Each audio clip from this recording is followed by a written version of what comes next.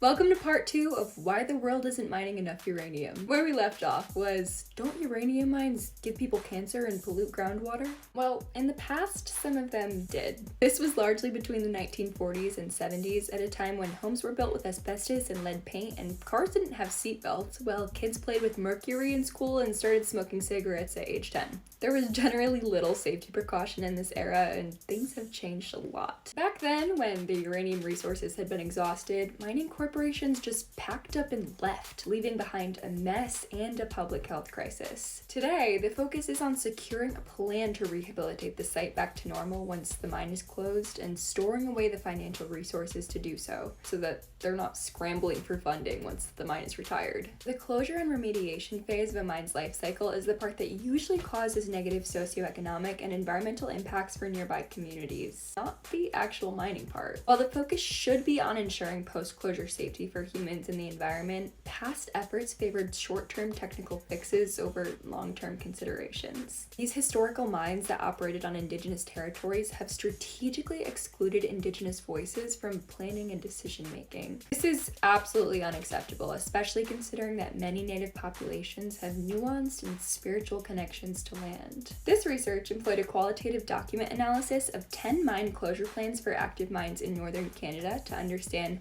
how the industry plans for closure of the sites and whether or not mine companies are incorporating indigenous knowledge into their remediation plans. What they found is that mine closure plans across northern Canada inconsistently apply indigenous expertise, instead prioritizing technical aspects of mine closure over the social, cultural, economic, and ecological factors. For mine closures to be successful, they need to value community input and consider a wider scope of impacts. These practices are being developed by national lawmakers as well as mining corporations themselves, which we love to see. As a result, careful closure plans are revolutionizing the ability to reclaim land. Take, for example, this beautiful forested lake. 10 years earlier, this was a bustling uranium mine which produced nuclear fuel for millions and millions of homes. This is an example of successful rehabilitation, and it's how every uranium mine should look upon closure. The US, Australia, and Canada have vast untapped resources and are uniquely positioned to meet soaring demand through extraction efforts that generate jobs, safeguard the environment, and establish these nations as clear leaders in the fight against climate change. Not only do these countries have tons of uranium, but they're also committed to strong regulatory frameworks, meaning that mines will be managed sustainably and responsibly. As the need for clean energy accelerates, ethically tapping into the uranium riches within our borders will become a moral and economic imperative.